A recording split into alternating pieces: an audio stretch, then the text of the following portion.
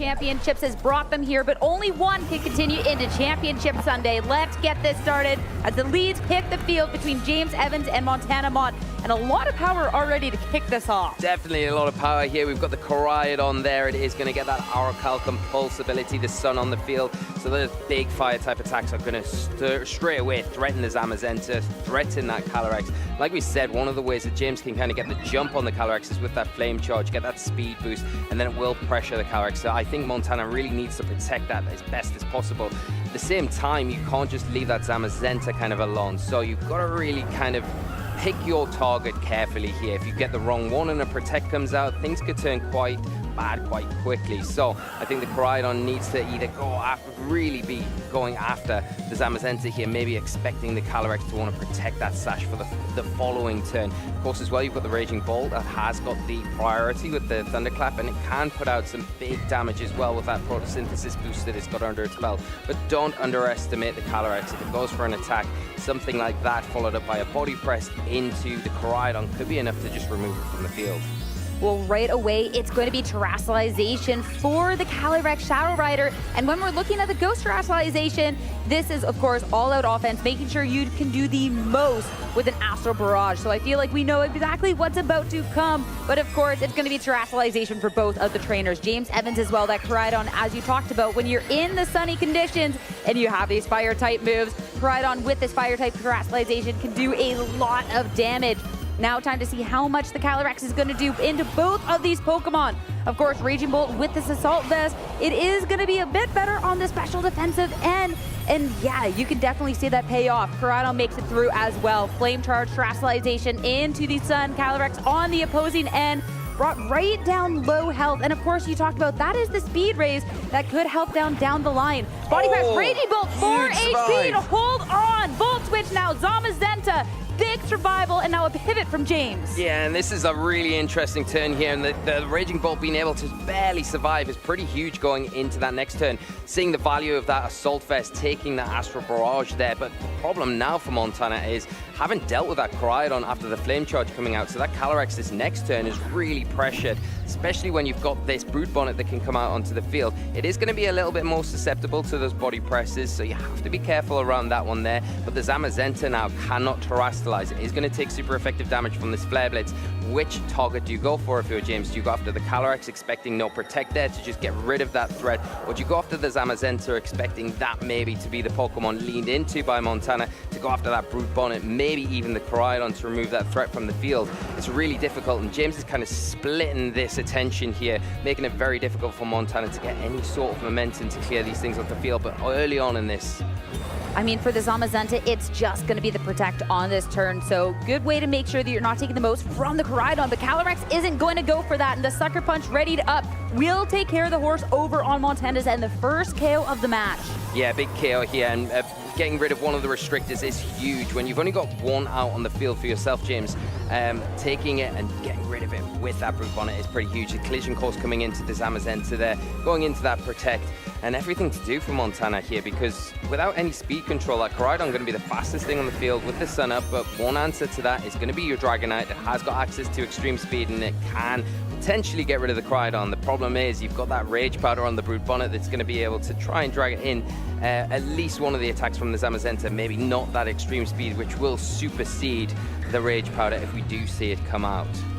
Yeah, in this Dragonite, this is going to be the Choice Band set, so it is going to be 1-2 that this is a move that you're potentially locked into for the next couple of turns unless you want to do the one switch out. But then, of course, your next lines are going to be a little bit more telegraphed on what you want to do. So this Dragonite, I'm curious with what it's going to pick into, because, of course, going for the extreme speed and trying to take down the Koraidon could seem really tempting, and that's exactly what we'll see. Koraidon taken down, priority move coming out from Montana. Even the score at 3 Pokemon apiece for these trainers. Looking at the Brute Bonnet on the field now all by itself, and the Zamazenta with the body press. That's going to be a lot of damage into it, but Brute Bonnet has a little bit of bulk to him, can fire off a Spore. Dragonite locked into one move, but you won't be able to use it next turn because you're now asleep. Yeah, it's a nice way to get a little bit of a return if you're Montana. Then, yes, okay, if I lose the Calyrex here, I'm going to be able to bring my Dragonite in. I've got access to that extreme speed. I'll be able to get rid of the Koraidon with the initial damage. But now the big problem comes as the Calyrex for James now enters the field, and that is going to pressure the Zamazenta with those Psychics. So you've got to be really careful here. The Brute Bonnet in a position where it is protected by that Calyrex and can kind of go for whatever it wants. If it wants to go for a Sucker Punch into the Dragonite, if it stays on the field and tries to burn through those sleep turns. And the nice thing about the Calyrex as well, it doesn't really worry about the Dragonite, what it's locked into, so you can pretty much just ignore it this turn. Despite it being asleep, you don't need to worry about it even waking up and just concentrate all of your efforts down onto that Zamazenta. Montana cannot really go on the defensive here because of the on-call presence with that Calyrex on James's side. So if you go for the Protect here to maybe stall out these turns, it's very risky. You're going to put yourself in a position where you're going to have to switch that next turn. You really don't want to get yourself into that position where you can't get that momentum swing you're looking for. I love that call out because even just the pressure of having that Encore on the Pokemon can really telegraph your plays and what you do going on forward. The Brute Bonnet, it's not going to be one to off-put any pressure though, because Raging Bolt is going to rejoin the battle. Dragonite, that's going to be the first turn of mandatory sleep. Now at any other turn, it can wake up as Calyrex, again, offensive. Astral Barrage into both of these Pokemon. Good amount of damage into the Dragonite and Zamazenta into a third of its health. Body Press into Raging Bolt. It had 4 HP, so no chance. James now 2 Pokemon left. Yeah, and this is really kind of one of those things where if you are James and you can get rid of that Zamazenta, then the Dragonite for the Calyrex is just not a threat at all. So it will all come down to that last Pokemon that Montana's got in the back. We still haven't seen that here. Another Astral Barrage you feel will be enough to get rid of the Zamazenta. Of course, the Zamazenta does have access to Wide Guard, so can protect its partner and itself for this next turn if you so choose to, because you're not so threatened by the Brute Bonnet here. But you are going to be under threat from getting put to sleep, so that's maybe a way to check the Wide Guard. You go for the Astral Barrage, Wide Guard comes out, you go for the Spawn to the Zamazenta and completely shut it down. Get some nice damage onto the Dragonite in the meantime as well. All right, well, Zamazenta, it's down to a third of its health, and with the Dragonite, maybe hopefully he's wake up sooner rather than later. No, just trying to keep safe. Astral Barrage again. Dragonite is asleep. No damage into the Zamazenta. The Dragonite, we saw how much it took last time around, but of course, this time, ooh, so close. Dragonite just on a sliver of HP. Spore into the slot. The Dragonite's already asleep, so it's just going to be the damage. Sunlight gone as well. Photosynthesis defense. At the point you're at, might not matter, but yeah, it might not matter too much. I think here you might want to be, I don't know, if the Dragonite stays asleep here, we can see James kind of hovering over that Seed Bomb to just get rid of the Dragonite, go for the single target, expecting maybe a Wide Guard. And that is exactly what we see from Montana. Making sure that you're good up against the Astral Barrage so no spread damage moves can come out. Dragonite was going to wake up on this turn too, and that's the extreme speed coming on through. Brute Bonnet doesn't have the defense boost, but it's still going to survive the turn, and this is where we see the single target attacks come on. Zamazenta dropped to the Psychic, and James, such a strong spot with this Calyrex. That's going to be the Grim boost. You get that special attack, you're at full health, you have the Focus Sash, and Seed Bomb is going to take care of the Dragonite. Montana only has 1 Pokemon left, and James looks to be in such a strong position. Yeah, and you've got to expect it's probably that Chen Power to come in, and just that survival from the extreme speed. It's the Raging Bolt, so that is, a little bit not as good. Chen Power Field does give you a bit of a better option. Now you've got the Rage Powder on the Brute Bonnet that you can utilize to protect that Calyrex at least 1 turn, or you could just go for Sucker Punch is a little bit risky because the Thunderclap will probably supersede that, so that would fail. So you really want to just try and protect the Calyrex at all costs here. Astral Barrage go into that. The problem for Montana is it's got the Sash. The Calyrex still got that Sash, and you've got that redirection, which is so pivotal in this situation. Yeah, so now Brute Bonnet is center of attention. Make sure any hit from this Raging Bolt is going to be diverted, and single target Astral Barrage plus 1 special attack. Raging Bolt takes so much damage. Thunderbolt now into the Brute Bonnet is going to bring these trainers to 1 Pokemon apiece. But again, this Calyrex, that Focus Sash. So Montana, even if you can try and go for any hit into it, you're just on a sliver of health, and Calyrex should be able to clean this up on the next turn. Yeah, and it looks like that is what is going to happen here as the battle is cancelled, and James Evans taking a 1-0 lead in this top 4 match. now 1 game away from playing tomorrow, Championship Sunday. After such a strong set from both of these trainers, this Sun team as well. I mean, we got to see James go for the approach where he really just utilized all of those tools, seeing that Brute Bonnet and the Raging Bolt. But again, that Calyrex, the amount of damage and everything else, and even just a heads up play for those spores. I mean, it was a good match, but James, it just seemed really strong from his end. Yeah, and I think from the get-go, I think the terrestrialization on the Koraidon was necessary, but the flame charge was key to that because it put so much pressure on and made it very difficult for Montana to get any momentum swing. And I think one thing you need to do if you're Montana going into this next game is if you're going to take the flame charge, I think you need to have the follow-up on your attack. If you're going to go Astro Barrage, you need to go body press into that Pokemon to get rid of it, so it's not a threat the next turn, because it was very difficult to deal with, especially when James was able to bring out that Brute Bonnet, pressure the Calyrex with the Sucker Punch, and it freed up then the Koraidon to chase down the Zamazenta, which made it very difficult to get any kind of swing that we were looking for. So I think some adjustments are needed to see if we are going to see them in this game too.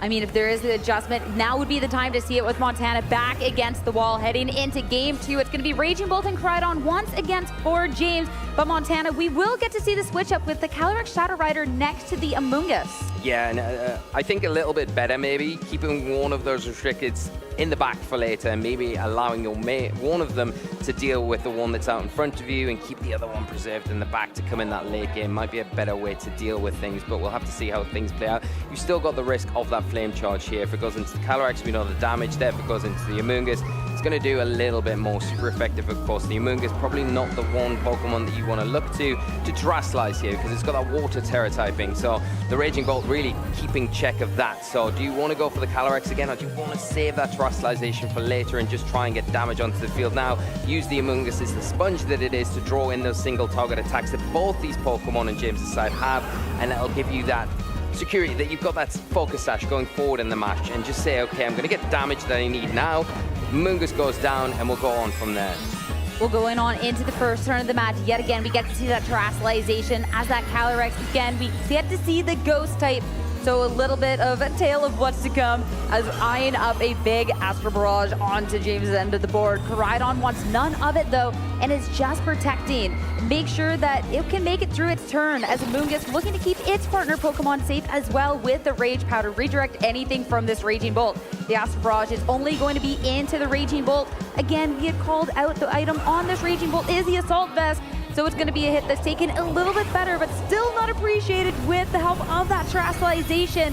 Dropped to about half, but just over. Raging Bolt off with the field though. Amoonguss just a little bit of chip, and James will be able to bring out another Pokemon. Is he going to be keeping with the same Pokemon that he had in that first game? Yes. Yes, it looks so, and Brute Bonnet might be the Pokemon coming out onto the field, and there was the threat there as well. You know, you could have seen the Amoonguss go for the Spall, so you can see why the Koraidon's maybe protecting there, as well as James just want to see what Montana decides to do. Do you want to lock in to that Terastallization on the Calyrex to maybe and just use that Amoonguss like we were talking about? Now you've got the Brute Bonnet on the field. That Sucker Punch isn't a threat because you've got the Rage Powder, although the one thing that you would say about that, it's still a threat because the Amoonguss is a grass type, and the Brute Bonnet will ignore that Rage Powder if it comes out. So the Sucker Punch is active, and it will do a lot of damage. It won't take it down because of the sash, but it is going to threaten this turn. So what do we see from the Calyrex here? Do we see it maybe protect this turn and a switch out from Montana, try and change up that board position? The risk is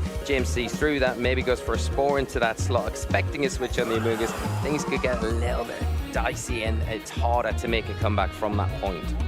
Yeah, so whether the Calyrex wants to stay around, go for an attack, go for a protect, it's not going for the switch though. It's going to stick around on the field as Koraidon now is going to go ahead and Terastallize into that fire type. Again, making sure the damage with something like that Flame Charge is activated, especially when you're eyeing up that juicy threat of the Amoonguss on the opposing end of the field. Notably, is not going to go for any sort of Rage Counter, any sort of follow me. Astro Barrage goes first, a lot of damage, but Brute Bonnet is going to soak that up. Now Flame Charge going into the opposing end, but instead into the Amoonguss. James deciding to target that down, get rid of that Mushroom. Now it's going to be only Brute Bonnet to move on this turn. But yeah, when we see just the Calyrex now onto the opposing end of the field, yes, it got a lot of damage out, but it's also going to be a Pokemon that's asleep on this next turn. Yeah, it's a really good play here from James, making full use of that Flame Charge, knowing that once I Terrasilize in the sun, going to be enough to get rid of that support option in Amoonguss, which is huge. Then that frees up the Brute Bonnet, and I love the option not to go for the Sucker Punch here, to maybe try and not waste a turn. I'm going to go for the Spore and shut down that option, so you don't need to worry about it this next turn because it's got that guaranteed sleep turn. Now the Zamazenta comes out onto the field. Yes, it pressures the Brute Bonnet, but you've got the Koraidon in a position where it can hit for super effective damage. It can't go for that collision course into the Zamazenta. And, you know, I think it's really difficult. You lose the Koraidon in that situation. You get some good damage onto the field, but then it opens the door for the Calyrex to then come back onto the field. Yeah, when you're looking at this Koraidon, yeah, you have the speed, but when you're still eyeing up the Zamazenta, if the Koraidon wants to go for an attack, that Zamazenta has a defensive boost, and if you try and target down the Calyrex while you can, the Zamazenta can go ahead and fire off an attack into you. Brute Bonnet could be good to try and redirect something, but then you might lose a little bit of staying power, so you really got to see what you want to anticipate on this turn. Zamazenta wants to kind of scout things out as well and will protect. This will, of course, if you see a target into that slot, could try and waste some time to allow the Calyrex to wake up. But James is going to target that down. The sash has been broken, and we are going to get another speed boost. Calyrex is nice and fast asleep, of course. That is going to be the first mandatory one. And Spore just covering that slot. See, didn't catch the Zamazenta, but now, I mean, Calyrex is in danger of waking up at any point. Yeah, and this is a really hard decision for Montana because of that additional Flame Charge there. You can, if you're James, you just go for the Flame Charge again into the Calyrex and you Spore from the Brute Bonnet into the Zamazenta, and then Zamazenta's got the choice. It will go before the Brute Bonnet, but where do you go? Do you go after the Koraidon, get rid of that threat, or do you go after the Brute Bonnet and shut down that line of support? I mean, anticipate making sure you're covered in case there is a wake up. Sucker Punch won't do anything. Calyrex stays asleep. Flame Charge into the opposing slot, and still a lot of damage into the Zamazenta. Body press into the Brute Bonnet, but Brute Bonnet will survive. 6 HP, so that pressure into the Calyrex still there on this turn. Wow, that's a huge survival, massive here for James. Now in the position where you can go for that Flame Charge into the Calyrex or the Zamazenta, or you go the Collision Course into that slot, pick that up, and you still can pressure the Calyrex each and every turn with that Sucker Punch. There's no way of that option not going into the Calyrex, so it is kind of pinned. Even if it wakes up, you're keeping it in check, and all you need to do with the Koraidon now is just go after that Zamazenta here. Montana has got one Pokemon in the back, so does have an option to switch around. Maybe you could do that with a Calyrex. Zamazenta protect, eyeing up the Calyrex Shadow Rider. It is sticking around. Flame Charge into that slot. Again, the sash had already been broken, so Calyrex will be taken down on this turn. This Koraidon, it has been putting in so much work in this match. Yeah, and I love what James is doing. You don't see the Sucker Punch there. You're kind of almost forcing Montana to make these correct decisions each and every turn. As we see the Spore goes into the Protect there, so Zamazenta saved for at least one more turn, but so much pressure coming on to the field. Now the sunlight fades, the photosynthesis wears off, and the boost to those fire type attacks is gone. But a bit of a change up here as the Chen Pao now enters the field. And Qianpao coming out makes this quite interesting because, of course, this Koraidon has, I mean, a lot of speed. But, of course, Qianpao does have ways to get past that with the Sucker Punch. But this is where the Brute Bonnet is really good at keeping that Pokemon safe. So it is still a tricky situation here. Brute Bonnet now, Rage Powder, have to eye up what this Qianpao has gone for on this turn. But, of course, it will be the Koraidon that moves forward. Collision Course. And this is where we can see the item choice actually really make the difference because Qianpao, of course, is just going to drop. Yeah, and that's huge here, being able to get rid of that, get rid of the Sword of Ruin. So it's only the Zamazenta versus the world here. And will it be enough to get rid of this Koraidon that's been so pivotal, so well piloted by James in this game too? James has been in such a commanding spot throughout this entire set so far. From the get-go, this Koraidon has put in all of the work. James Evans has been a world champion before. He has been one of the top trainers that we've had in the North America region for a long time. And with a